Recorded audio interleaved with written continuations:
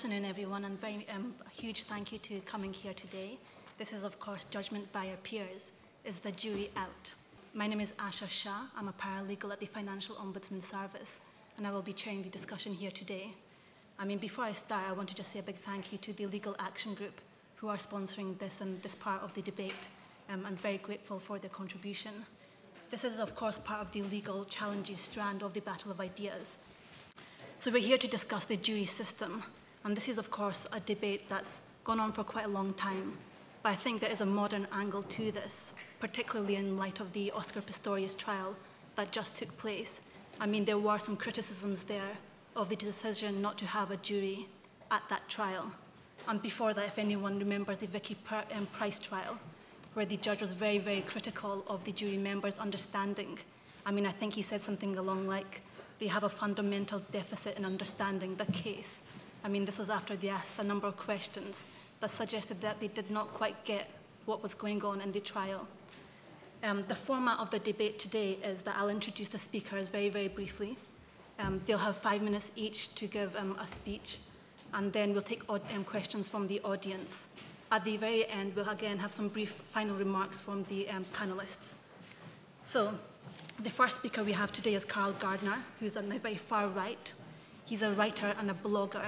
I'm sure many of you will have heard of headoflegal.com, which is a very, very popular legal blog. Alongside that, he is also a lecturer, a barrister, and I believe he's writing his first book on the UK Constitution. To my left is Andrew Wheelhouse, just recently introduced.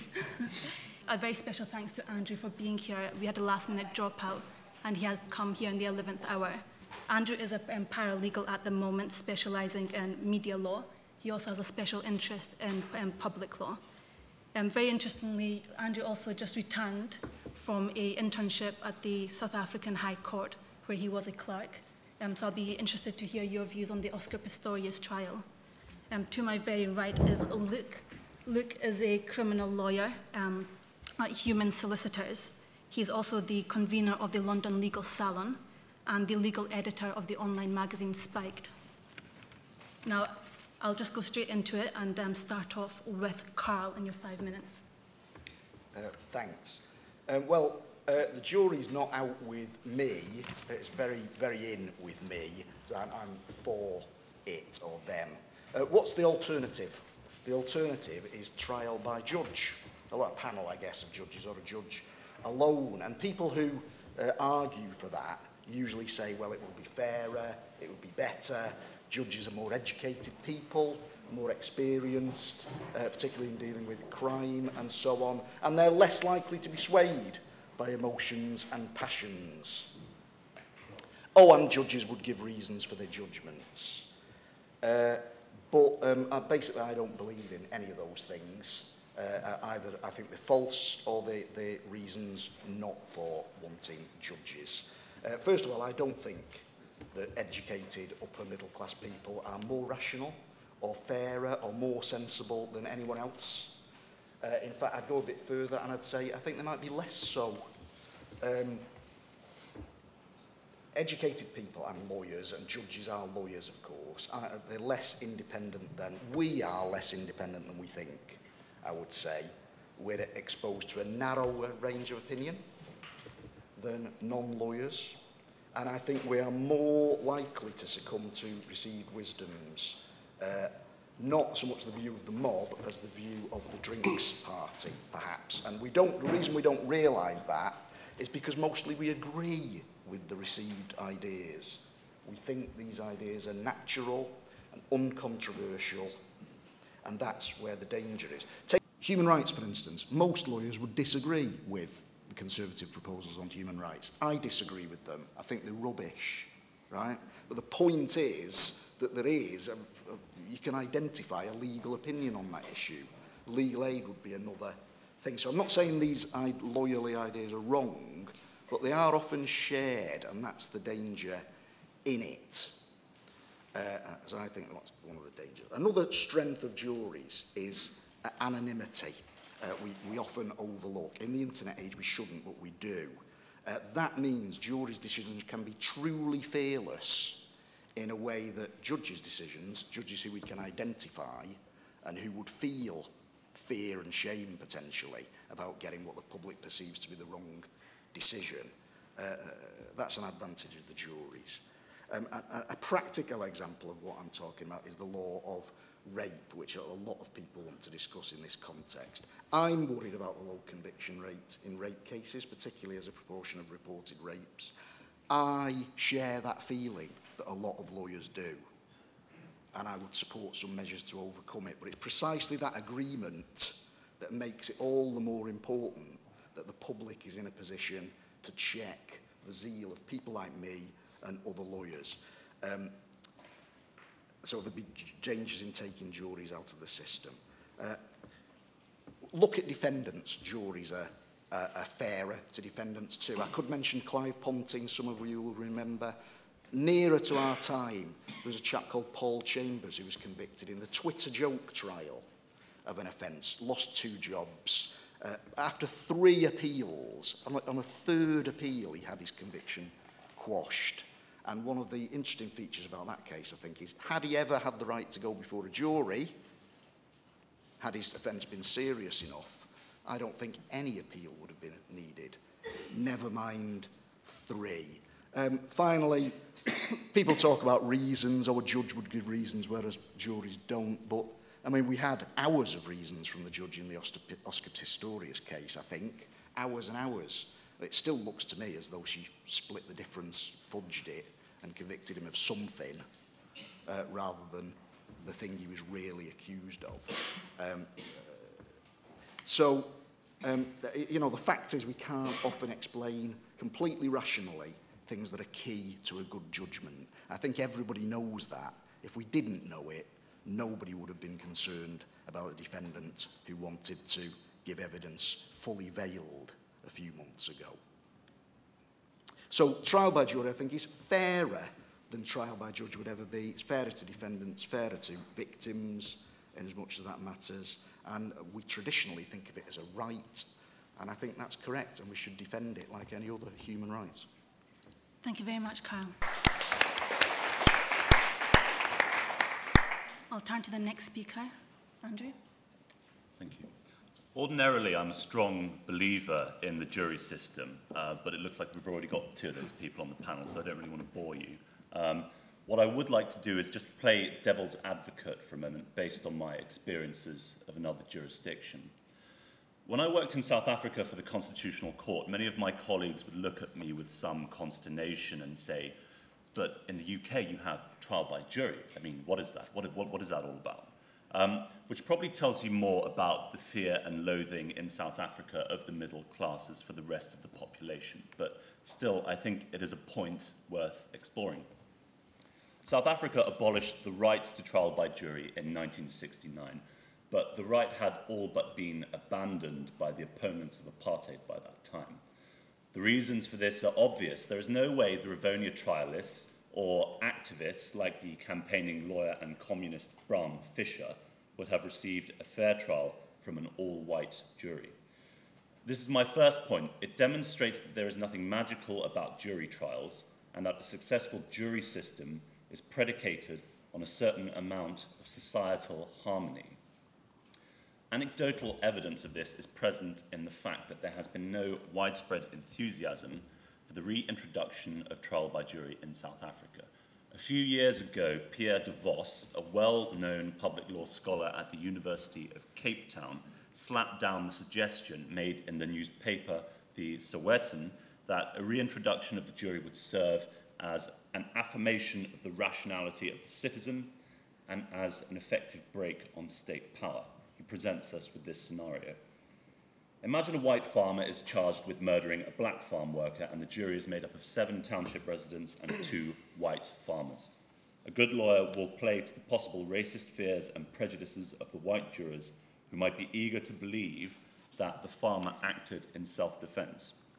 How often would the state be able to secure a conviction, convincing all 9 jurors of the guilt of the accused in such circumstances?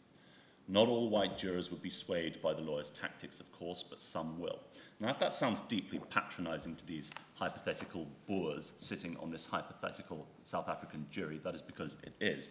And De Vos candidly admits that he distrusts all South Africans equally, which at least demonstrates that in the democratic era, intellectual snobbery in South Africa is colourblind. But there is something to this in terms of our ability to defend the right to trial by jury in two respects.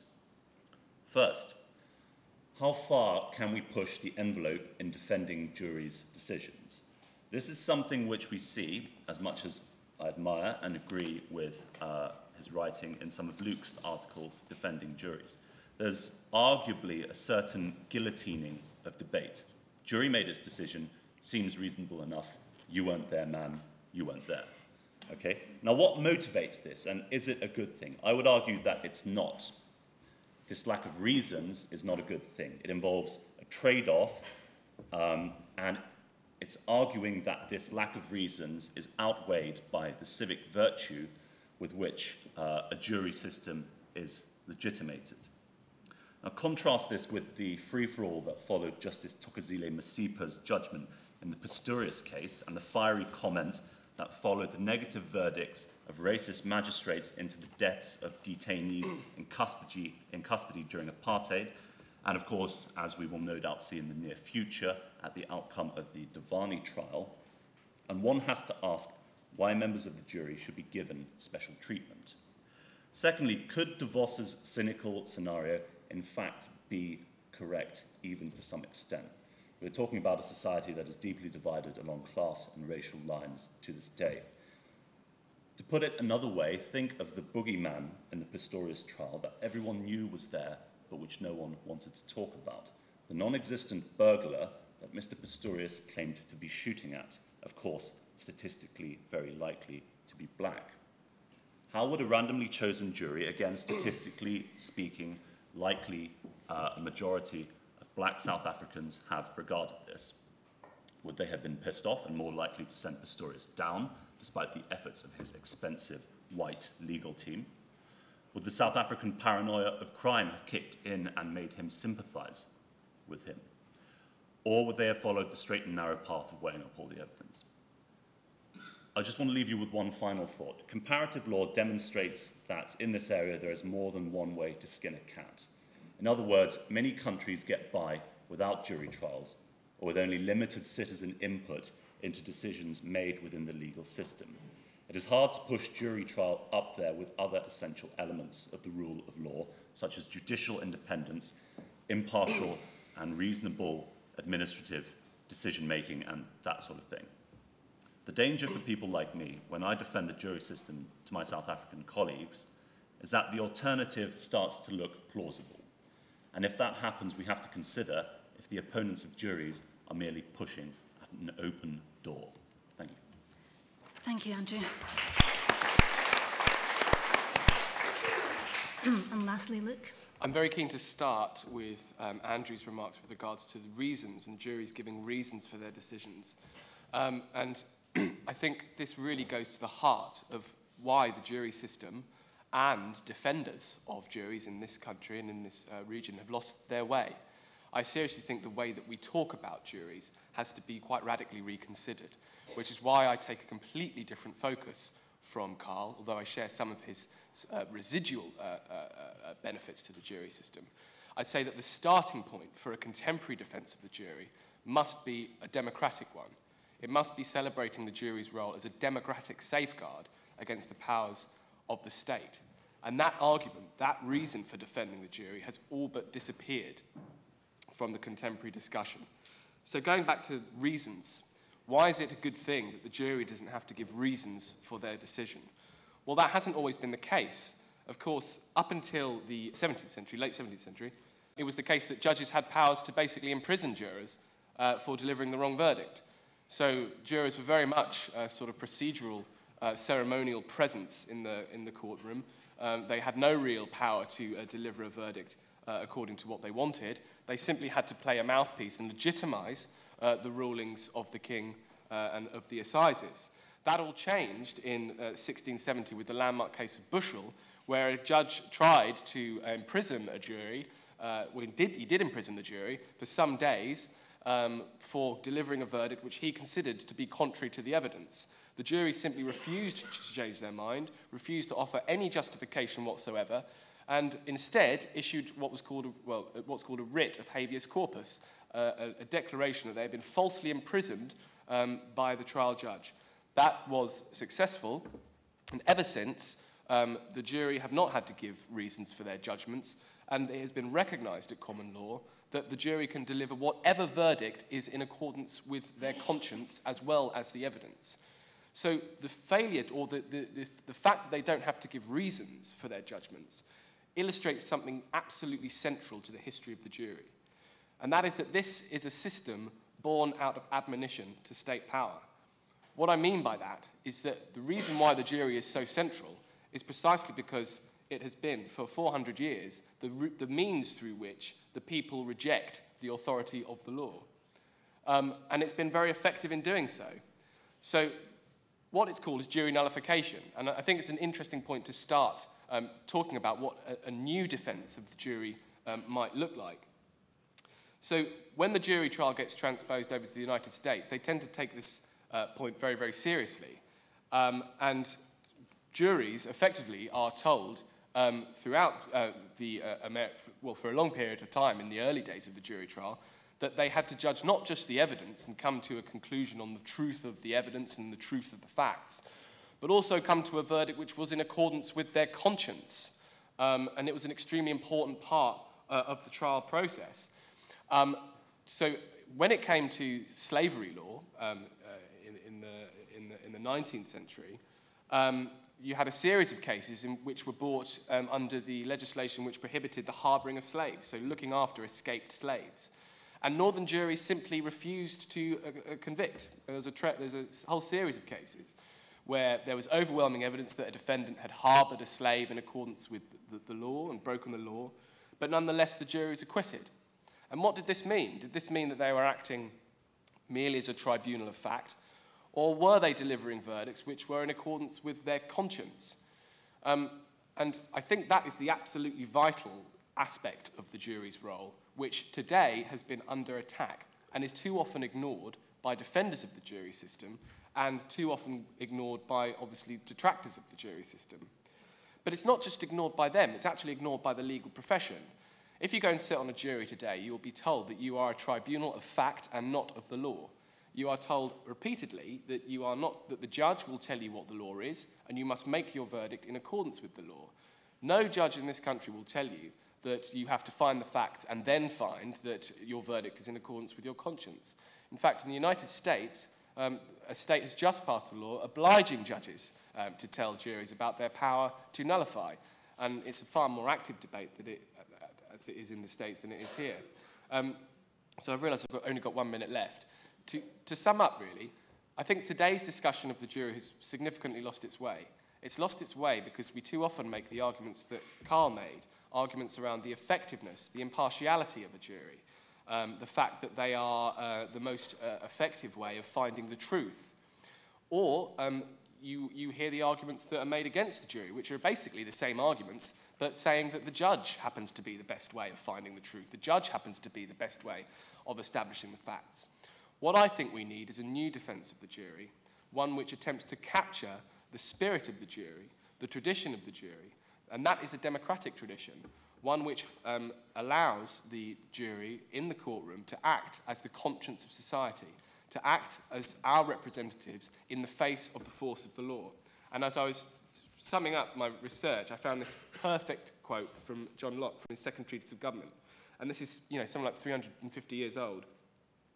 And thus the community perpetually retains the supreme power of saving themselves from the attempts and designs of any body, even of their legislators, whenever they shall be so foolish or so wicked as to lay and carry on designs against the liberties and properties of the subject. Thank you, Luke.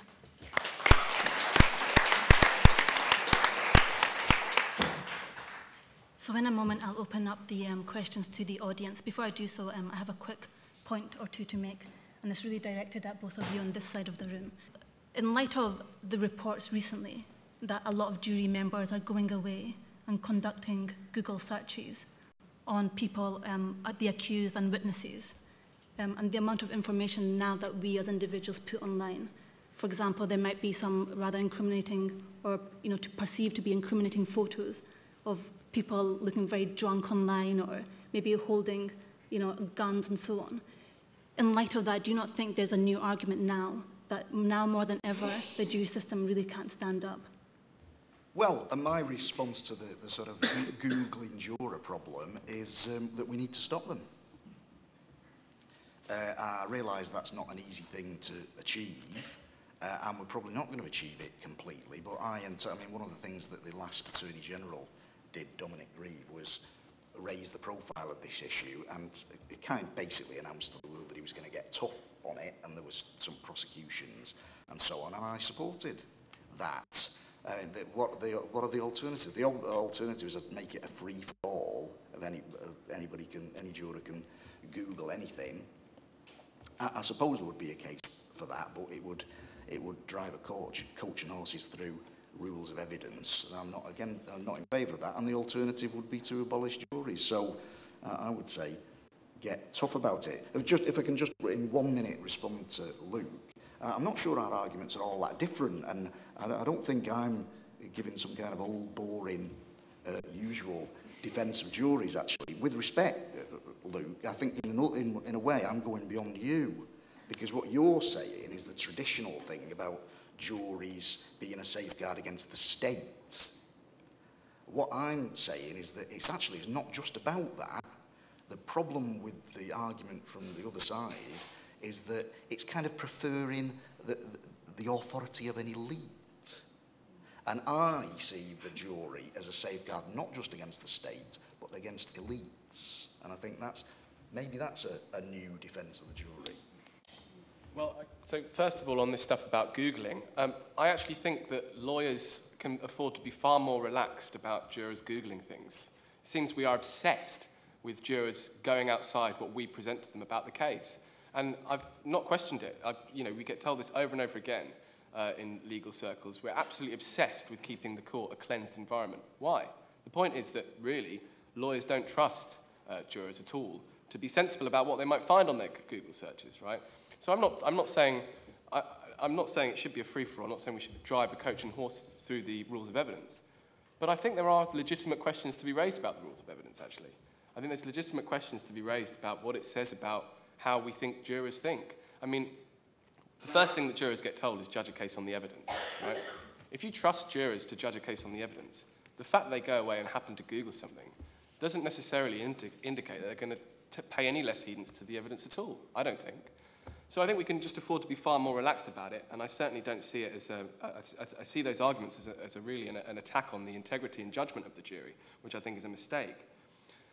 In terms of whether or not it's, what I'm talking about is using the jury as a forum for judging the law as well as the fact, okay? Judging the validity of the law which is governing the trial that they're in.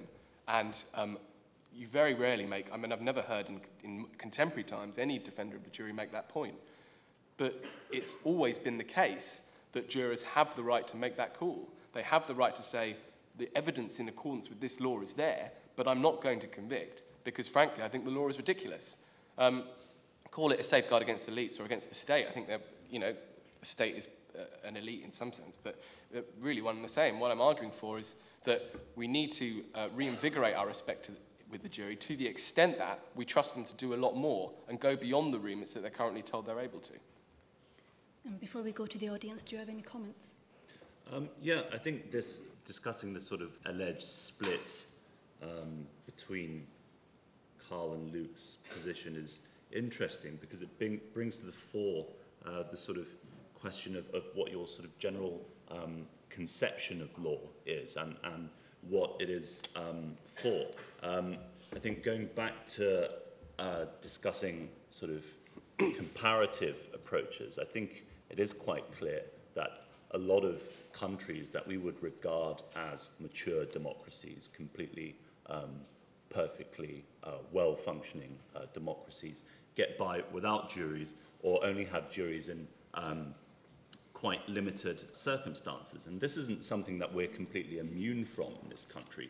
You have the example in Northern Ireland, where you had diplock courts, where juries were out, judge as the sole decision maker was in. And it was because, going back to what I was saying earlier, of this need for a certain amount of societal harmony before you can have a functioning jury system.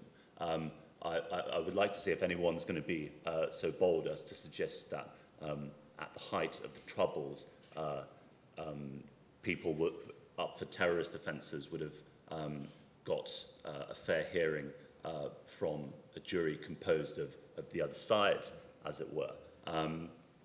But it makes it seem as though trial by jury is in some ways a bolt-on extra. It's nice if you can have it. It's not necessarily the core function of what law and legal decision-making is necessarily about. Thank you. We'll take questions from the audience.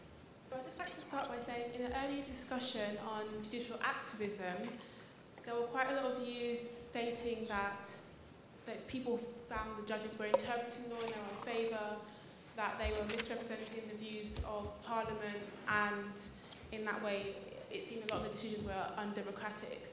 So I just wonder what people think if you perceive the judges to act in that way, and how that would impact on one particular person who's alleged to have committed a crime and their life and their liberties at stake. And also, I'd just like to say that the criminal justice system is based on the idea that if someone has allegedly committed a crime so harmful to society and social values, that it's up to the state to prosecute that person and make right or instill a sense of balance back into society. And if that's what the criminal justice system is based upon, then in that sense the juries are essentially reflecting the values of society and in a way are putting their views across, or our views across, into that particular system and into the workings of justice. And I do believe in that way then the juries do play a core and essential role in justice in this country. Firstly, it's staggering to hear a lawyer say that he's happy to see people tried on the basis of evidence that isn't put before the jury but is just found by someone on their computer. That, I think, would reduce trials to a fight as to who could get to the top of the Google search results. And you can see that being exploited by PR companies and internet whiz kids if you have wealthy defendants. It's interesting also to hear that jurors are Googling and we need to stop them. That seems to suggest that there is a fundamental malfunction in the way that the arbitration of justice is being meted out. On the one hand, we had a defence from Mr. Gardner saying jurors are fantastic, and on the other hand, well, they're obviously doing a lot wrong and we need to clamp down on it. That's a strange contradiction. We talk about them being a democratic safeguard. In other circumstances, the panel would uniformly agree that judges are a democratic safeguard. And of course, the alternative here isn't a magic 8-ball, although you get as many reasons from a magic 8-ball as you would a jury. The alternative is a judge who would be able to provide a reasoned discourse on the reasons for the decision. With anonymity, you say, comes fearlessness, but it also comes a complete lack of responsibility. It comes at the benefit of not being held to account for your decision at all. And of course, the real elephant in the room here, the thing that none of you will, I think, address with any intellectual honesty, is that the majority of criminal cases in this country are decided by juries of 3. They're decided by magistrates who have a conviction rate of 96%. These are the same wise, benevolent individuals, but yet I doubt you would consider the justice they meter out to be that of the quality of jurors. And lastly, why is it, if juries are so fantastic, that no wealthy individual or multinational company entering into any form of contract or dispute that I've ever encountered has said that the arbitration clause or the decision-making panel for their dispute of any value or significance whatsoever should be 12 randomly selected members of the public? Why do they prefer professionals who know the law and who know how to distinguish between their personal views of an individual and the facts before them? I'm not going to make a point really, I just want to raise some awareness, because I myself am from the Netherlands, where we don't have jury trials, trial by jury, and I'm just really, like I said, I'm astounded. It's funny, because I never expected this when I came into this room, because I feel there's such a huge love for jury kind of trials here in this room, which is funny because when you go to the Netherlands, how I grew up, we have the opposite. So instead of seeing some kind of right for trial by jury, we see that as a fundamental danger of being trialed by people, random people, biased people, of being left in the hands, your life put in the hands of people that might just decide anything about you without any professionality in their choice. So it's funny, I just came in this room, I was like, whoa, this world is weird. I thought the English were quite like Dutch, you know? I thought so. But this part of culture is very different, and I just want to raise it as awareness so that we would start arguing from the opposite, and we come to very different conclusions. I would never support trial by jury for myself. I feel that my freedom would be kind of, I would lose my freedom in some sense. And for you, it's the opposite. So just consider this when you think about it. Thank you. Thank you very much. We'll return to the panel. That last comment in particular I thought was very interesting. Luke, do you want to go back on that to begin with? Oh, yeah, I'd love to. For me, it makes me very proud to sit in a room and have a room full of where at least the respect for the jury is part and parcel of the way we talk about the law. I think that's a wonderful thing.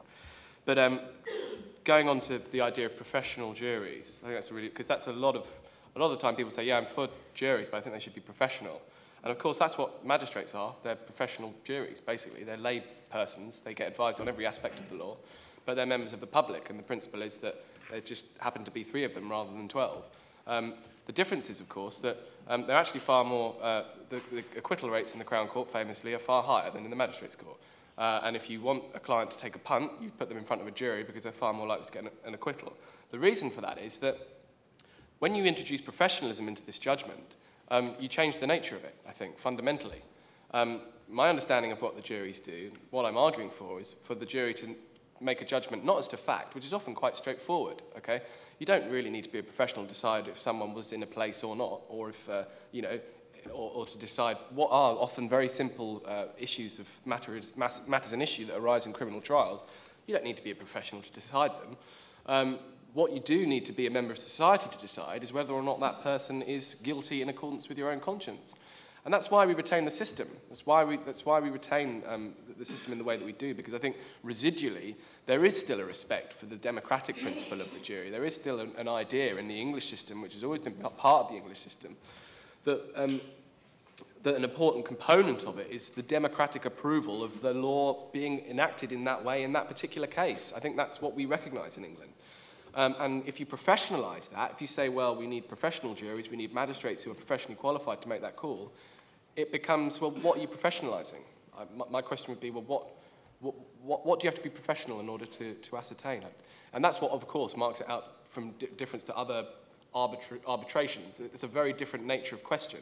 The question is fundamentally different. It's not a question of expertise. It's a question of finding certain facts and then exercising your judgment and your conscience in relation to the facts that you find, which is not the same as in a contract case, for example. Just very quickly on the Googling point, I think, look, you and I have fundamentally different opinions of jurors and of the public. And, you know, all the evidence that I've seen in the past is that jurors take their duties incredibly seriously. They're very diligent. And I think if you, in terms of this rich guy who pushes his desired Google searches up, I mean, I think it just seems to me, one major barrier I face when I get a new client is if they're rich, because you're already facing an uphill struggle, right? But I think juries are more sophisticated than that. And I think that's at the fundamental level, you and I just simply disagree about how sophisticated the public are. I think they're more sophisticated than you give them credit for. Andrew, would you like to come back on any of the comments? Yeah, sort of putting aside my sort of sceptical hat for one side, I was intrigued by the Dutch gentleman's comments about how he would never ever want to be put in front of an English jury, which sort of begs the question, you know, whoever said, I mean, we've been talking about all these cases where we celebrate the good sense of the jury. We think about Bushel's case. We think about the acquittal of Captain Thomas Preston and his men by a jury of Massachusetts, by a jury of Massachusetts men following the Boston massacre. And you know, whoever said at the end of a case, "Thank God for Mr. Justice so-and-so," okay, I think any common law system lawyer with an ounce of romance in his soul, feels something for the jury system, because it is something that is rooted very deeply in our culture.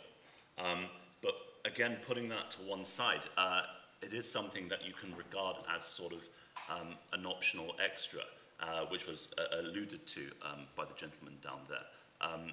Other countries just don't see it that way. Other countries see the process of legal decision-making as a technical thing, as a sort of maybe boringly scientific thing, and things seem to go all right. I think one of the interesting points about comparing other jurisdictions to our jurisdiction or other places where they have jury trials is how judgmental are those arguing in favour of jury trials prepared to be?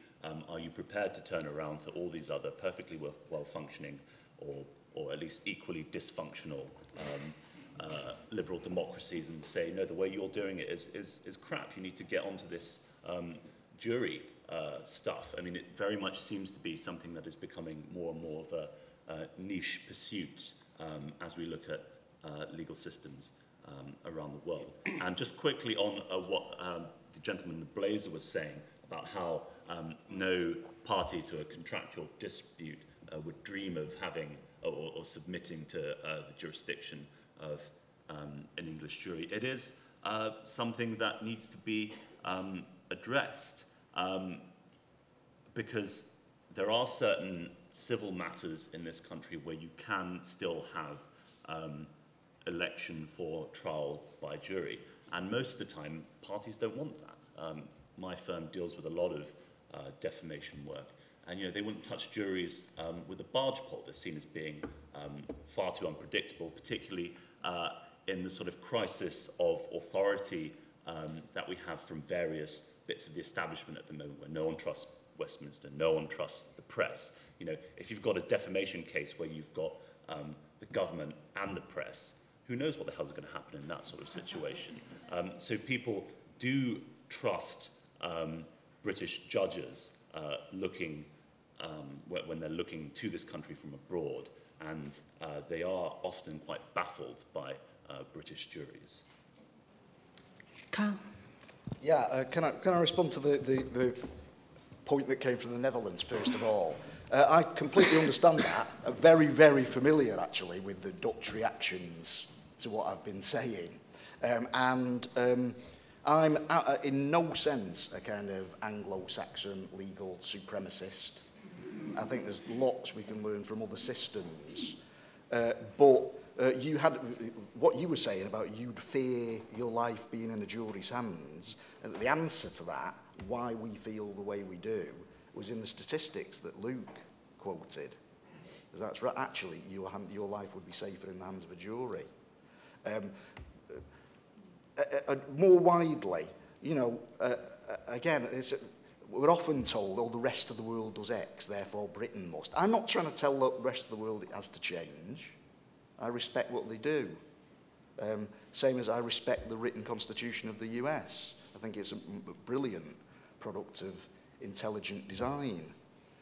But that doesn't mean that we should have a written constitution. So all I'm saying is let's play cricket and baseball and korfball or whatever all at the same time. Judicial activism was mentioned. I've already said I think some political conservative attitudes to law I think are rubbish, so I'm not in that camp. But I am concerned about judicial activism, and that is precisely the kind of elite point that I was trying to make. On irresponsible juries, well, let's hear what the irresponsible decisions are that we've had from juries. Magistrates were mentioned. Exactly, magistrates are not the same as juries. Magistrates are judges who repeatedly look at cases, whether they're professional or not. And finally, the question about companies. Why don't companies want juries? Well, one answer is that that they want an arbitration on points of law as well. But another, the cheekier answer is this: you better ask them. My answer might be precisely because they are sort of professional elites and want judgment by professional elites like them. But would it actually be fairer if their disputes were determined by ordinary people, it might. Can we have some more questions from the audience, please? It's a question mainly for Luke, although I'm interested in everyone's views. Do you think, is it as important to defend the jury's conviction as it is to defend the jury's acquittal? Or, I mean, if we want to trust the jury, do we need to trust them when they think there's a case to convict as well? Or is the safeguard that you were talking about really mainly or even only in the case of acquittal? Hi. I've got two questions for the panel. One is, would you welcome jury research, i.e. research into how juries do make their decisions? And secondly, do you think juries should have the power to throw a case out at half-time if they think it's really rubbish? I come from a non-legal background, but it just strikes me a couple of things. Why would I trust a jury more than I would professionals? And it strikes me that you, as a jury member, you can put yourself in the place of a person that is before the court, whereas a professional can't do that. A lawyer or a judge does this, it's their day, it's their bread and butter, it's what they do every single day. A professional cannot put themselves in the place of a person in the same way that a jury might be able to. A jury member is an ordinary average member of the public, and I would trust an ordinary average member of the public to relate to me if I was a defendant in a particular case. And I would vastly prefer a jury of ordinary average people like myself rather than a panel of professionals. So that would be my, sort of from a non-legal perspective, why I would want that. And also, I think around the Googling issue, it strikes me that why would we trust judges with a lot of information that we wouldn't trust jury members with? It strikes me that why, this information is out there, this information is available, why is it better off in the hands of professionals than it is in the hands of other people? People should have as much information as they can. Now, I would ask the panel whether, for instance, knowledge of prior conviction should be in there, because it strikes me that that can prejudice a trial, and that would create a difficulty. And the last point I would make is, with relation to the US system, it strikes me that it's far more democratic than here, and rather than saying you have that and we have this, you should have a US system over here. It's much more democratic. The judges in the US are elected. I think that's a lot more fair and democratic, and the system here strikes where they're appointees. They're not accountable to anybody, whereas at least in the United States, they are accountable to the people who elect them. I liked Luke's arguments defending the jury in terms of their democratic role. I wonder whether there's an uphill struggle using that kind of language, because rhetorically, in a whole host of areas outside the legal system, the notion of democratising is very popular. The idea of democratising culture. In the public sector where I work, citizens' forums are set up, involving people in decision-making is all the rage. But at the same time, there seems to be this undermining of the jury system, this attack on the jury system, which presumably is why this debate is taking place. So where's that coming from? If there's this apparent commitment to democracy, why are juries having such a hard time? Thanks. Related to what the lady over there was saying, yeah, setting up different countries. You can tell from the accent that I am from the other side of the pond. One of the elements that the panel hasn't addressed, which I'd really like to consider, is the amount of research that has gone on into what happens within a jury room.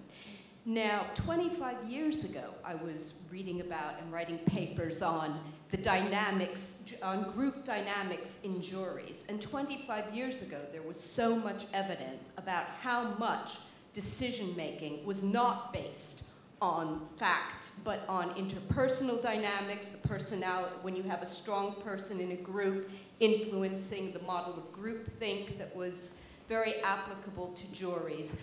I don't think it's really productive to set up a kind of, our country is better than your country is better than our country. Rather, I think it would be useful to look at different models and say, what do we learn from this? What do we learn from that? And the concern I have, and why I'd like this addressed, and I'm disappointed it hasn't been up to now, is that it seems like juries are being spoken about in a very monolithic manner, and often a very idealizing manner in this discussion.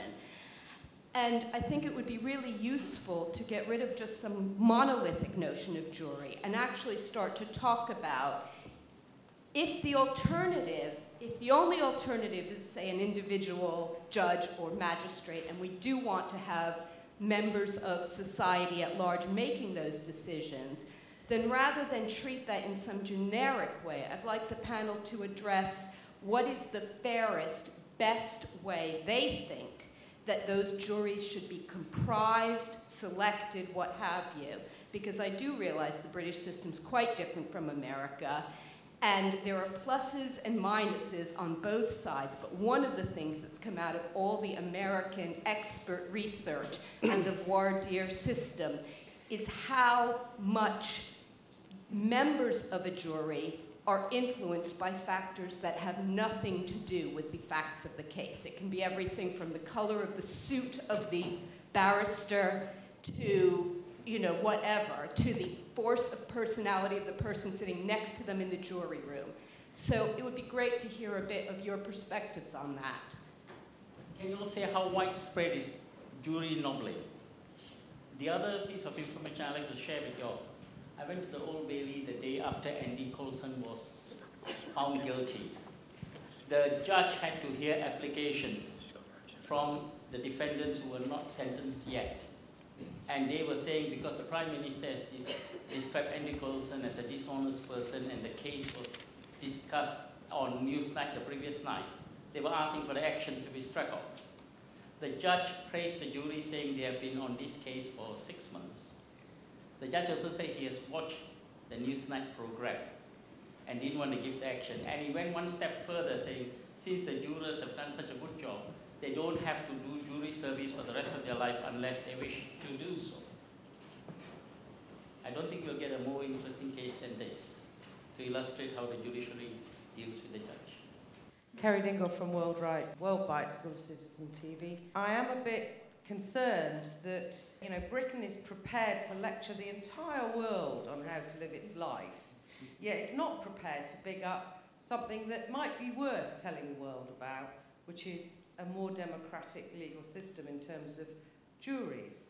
One thing, Andrew, I'm shocked that you can rewrite history by suggesting somehow the no jury Diplock courts in Ireland were to ensure that there was some sort of lack of a lynch mob. They were lynch mob courts to lock up Republicans, completely one-sided, run by the British state, the opposite of what it was trying to do, supposedly at home, by the use of juries to keep people more on side.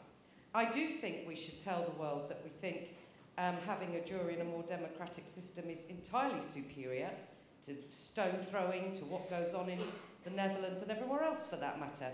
But I think what we're in danger of doing is going down the Netherlands road, and unfortunately the South African road, which is highly elitist, which says we can't trust our peers, which treats them with contempt. And that's the political framework in which this debate is taking place. And unless we start treating our friends and our peers as people we can trust, what does that say about ourselves? It means we have no faith in who we really are and who we look to. And everything has to be an official, a third party and a professional. And I think that's dangerous and I think it's damaging. Carl, I'll start with you, and in particular there's a point about having US-type elected judges in the UK. And I'd like to hear some comments about that, please. Yeah, no, I'm against that, and haven't really thought about it much before preparing today, but I'm against it. I don't think that would lead to better judges, and in fact, in some ways, lack of accountability is good. That's one of the good things about the jury. So, I'm not sure that would help. Just trying to respond to a few points. Does defending the jury mean defending convictions as well? Was asked. For my part, yes. I think it's the logic of it. It's the logic of it. If we basically trust juries to acquit, we must trust them to convict. And the argument of, well, you weren't there, you can't criticise the verdict, must apply both ways. Would I welcome research? Yes, I do welcome research, very much. There has been, Professor Cheryl Thomas couldn't be with us today, and her research, a really interesting paper called Are Juries Fair, from a couple of years ago, 2 or 3 years ago now, is well worth reading. She basically concludes that they are fair, by and large, and that many of the instinctive fears we have about juries are really myths. And it's quite an in-depth study. Should juries be able to throw cases out at half-time? That's a really interesting question, which I hadn't thought about before. Maybe, I'm a little bit worried about the consequences of if they have a big argument about that at half-time, then if they decided not to, could they really fairly look at the defence case later? But, you know, if they decided there was a case to answer, would that, as it were, shift a burden of proof? So I'm a bit worried about that. What else have I got to say? Just groupthink. Sure, there's groupthink among juries. My point is there's groupthink among judges as well. Why do we think judges are free of it? Jury selection as random as possible is what I would want, except that I oppose the change that allowed lawyers and police officers to sit on juries. I think that was most unwise. These people know too much, so they're dangerous in a way. Well, you know, I don't agree with that. I don't know how prevalent jury nobbling is. And let me just briefly defend the Netherlands very quickly. I said I wasn't a supremacist, and I'm not. I mean, there are other areas in life where I think we could hugely learn from them. It's a much more equal society than Britain, for instance. So there's lots we can learn from other countries, but there are contributions we can make as well. Not everything in this country is bad, and I like juries. Thank you. Luke? Okay, so just on this point about acquittals versus convictions, it's a really interesting one. The first point I'd make is that obviously historically juries don't and shouldn't have the power to convict in spite of a lack of evidence. That's a very different thing to having the power to acquit in spite of a wealth of evidence. And it's right to say that the point of a jury being a safeguard is not that they then are able to simply admonish their responsibility as fact finders, because it's a dual process. You find the facts that are necessary for guilt, and then you say, well, according to my conscience, are these people actually guilty? You can't say, well, there's no evidence, but I'm going to look them up anyway because I think they're dastardly. And I think if a jury did that, I would be critical of the verdict. I don't think there's anything wrong with being critical of a jury's verdict. And, you know, I think there are a number of verdicts which I would, in recent times, having had limited knowledge of the evidence, that I might disagree with. But that's actually, they're helpful verdicts because they show that, for example, the recent cases involving historic sexual abuse allegations, I've been surprised when looking at the evidence that's come out and the allegations that have been made, that some of these have resulted in convictions. I found it surprising.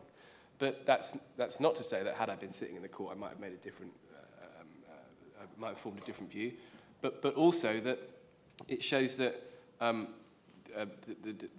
discussions that have been happening around those allegations aren't concluded, and society is very divided over them, and the jury is an illustration of that point.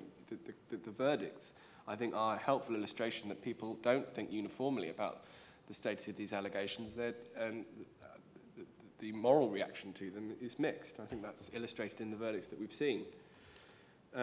So, jury research, well, I think jury research and researching, I mean, in this country we can't research how juries make their decisions in respect of particular cases. I think you can undertake test cases. Obviously the courtroom imbues the setting with a degree of seriousness not present in a focus group.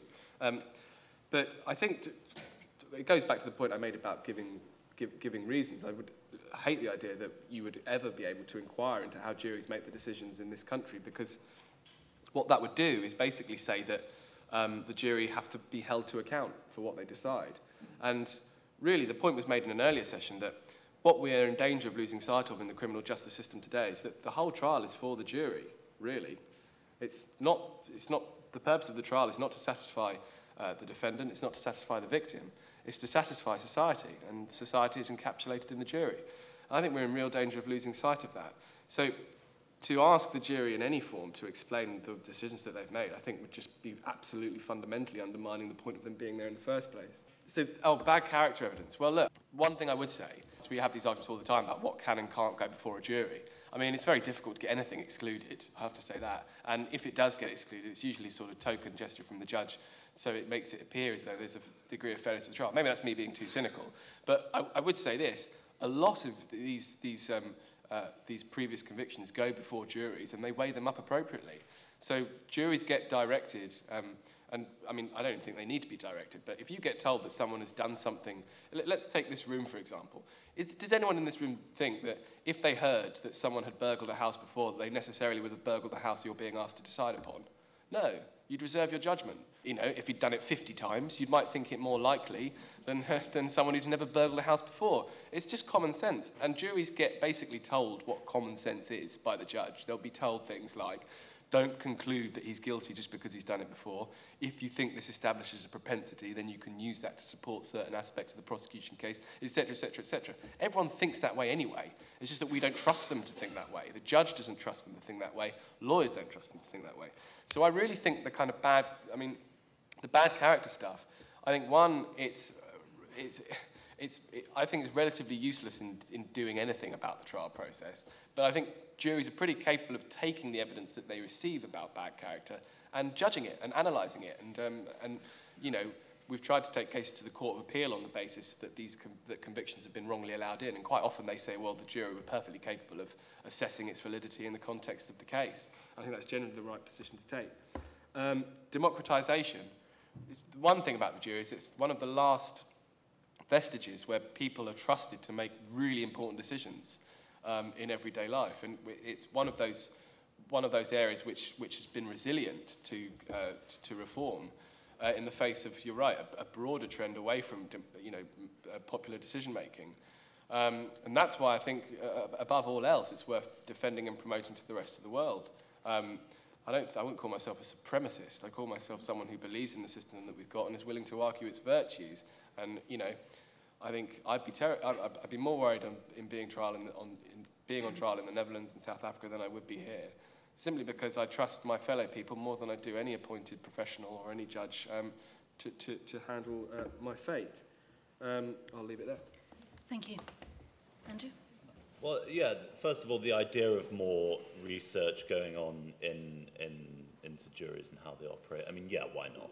I mean, it's easy to be in favour of research, why not? But it's a way of kicking an issue down the road, like opening a judicial inquiry or whatever these days. We can all be in favour of more research. If you're standing by a system where you have judicial or legal decisions being made without reasons, then there is only so much playing around with the formula that you can do. I think it comes down again to that distinction between Luke's and Carl's arguments that we had earlier.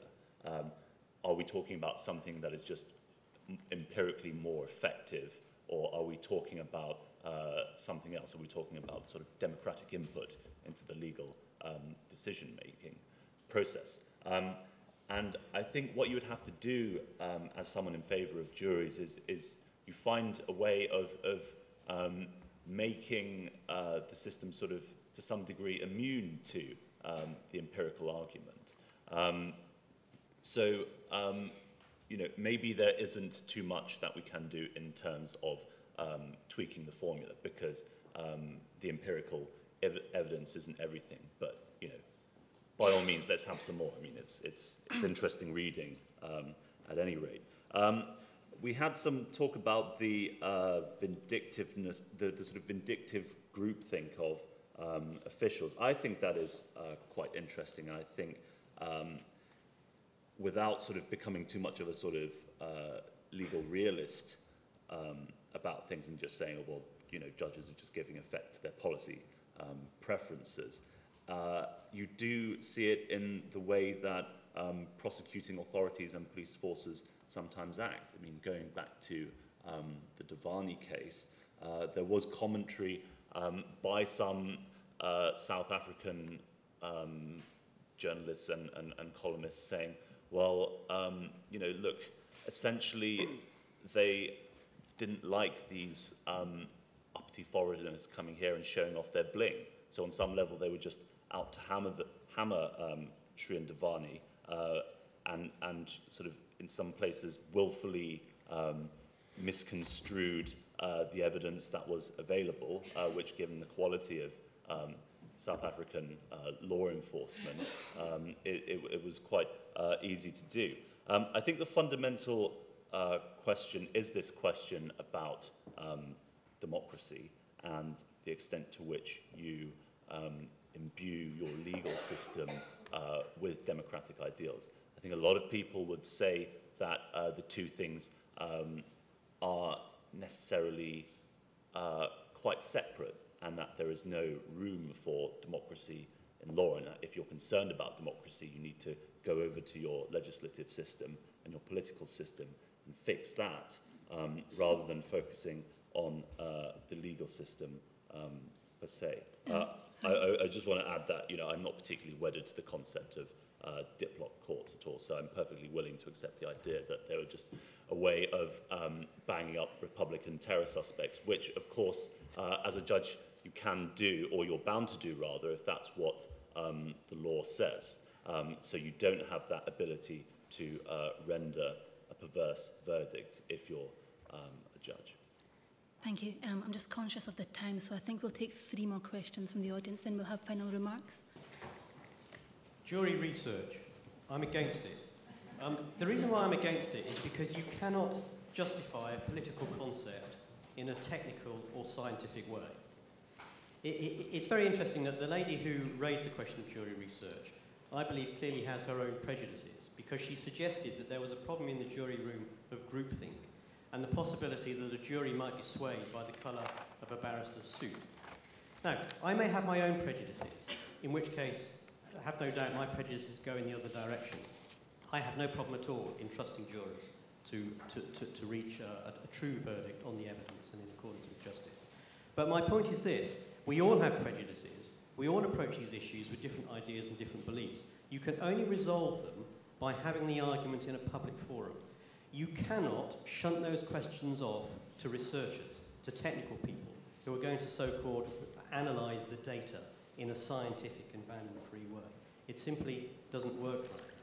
And one of the problems, actually, of the people who always argue for jury research is that fundamentally they don't like juries, because they do have a rather distorted view of the way that humanity works. That's why they don't feel comfortable with the notion of juries. And that, coming back to the argument that we started with, is why fundamentally I believe so strongly in juries. It was Lord Devlin who once described the jury as like a little parliament. He said it is the lamp that shows that freedom lives. And he's absolutely right to focus in on the democratic element behind jury trial. That the essential justification for a jury, and it's a very powerful justification, is that it is a profound statement from the state that every single one of us, you, me, and everyone else who may sit on a jury, can be trusted to put aside their prejudices, to engage with the evidence on a rational basis and reach a true and fair verdict. I'm all for juries. Okay, so I'll turn back to the panel. We'll start with Carl. Research. I don't agree. The research, to me, protects the jury system. It shows us that it's not unfair. That's what the research tells me. So I don't think defenders of the jury need to be afraid of research. Quite the opposite, in fact. I think we can dish myths about the jury through research. Why is the jury under attack? 2 reasons, I think. First, everything in the legal system and the judicial system comes under attack, and the fundamental reason for that is that half the time, at least, people lose. There are always losers in the jury system, in the legal system. There are always going to be losers before juries. So not everybody can be happy with anything in the legal system. Secondly, there's an increasing professionalisation of everything. We certainly see this in politics, where the professional politician has taken over, I think, to the detriment of our democracy. And it's maybe part of that trend. There's, I keep going on about a professional elite, and I think it's them who don't trust juries. They're fallible too. Somebody said the reason jurors Google and things is because there's something wrong with the system. I don't think it's that. There's something wrong with humanity. There's just something, people are not perfect. But my point is that's jurors and it's judges and it's lawyers and everyone. Other points I've got to make. I feel like I should be an honorary ambassador to the Netherlands today, because I'm going to sort of defend them again. Something they do in Holland, which we, or many of us, instinctively react negatively to, is their press is much more restrained in the reporting of crime, as far as I can see. Certainly, you know, don't name defendants. They tend to use initials and things. Now, my reaction to that is to be quite horrified that it's really controlling open justice. But, I don't know, it's the kind of, we should think about that and whether it helps. It's the kind of thing, whether we adopt it or not, we could learn from another country about. Finally, my final system, you cannot, my argument has never been about effectiveness, actually. It's hopeless to try and decide whether juries have got things right, or anybody. You can never do that. We can never know. So it's hopeless to try to decide this question on that basis. This is a political choice about power. That's all it is. And it's who you prefer to have this power. I prefer juries to have that power, not partly because of the state and checking the power of the state, but also going beyond that to check the power of elite professionals who think they know better. I don't think they do. Thank you, Carl.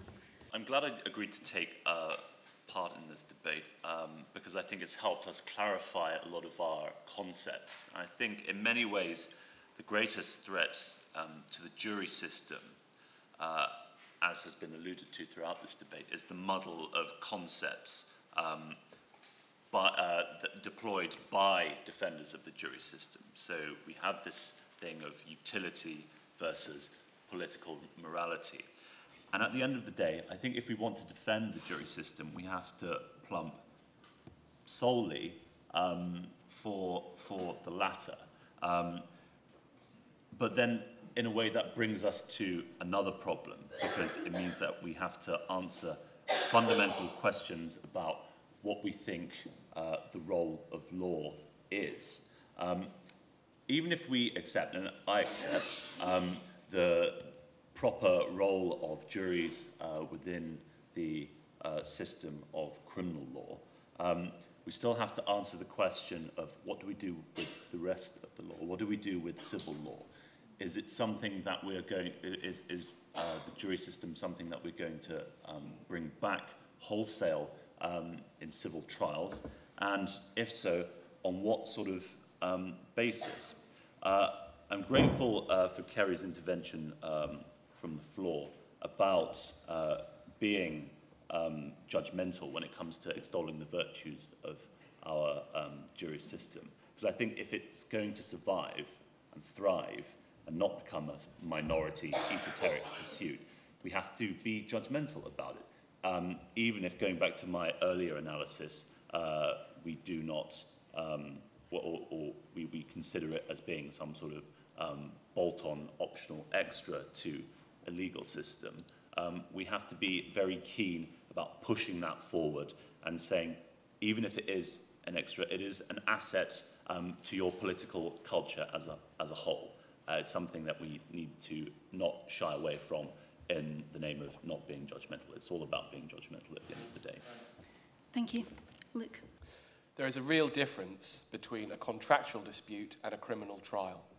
The former involves a technical question which can be legitimately answered by a professional. The latter, the criminal trial, involves matters of social morality. It involves all of us, each and every one of us, in the widest, everywhere. The reason it affects all of us is because what's being decided is whether or not the person on trial should continue to have the right to live amongst us in most serious cases. That is why a jury is vital to a criminal trial, where they're not vital to a contractual case, because the question at stake affects everyone.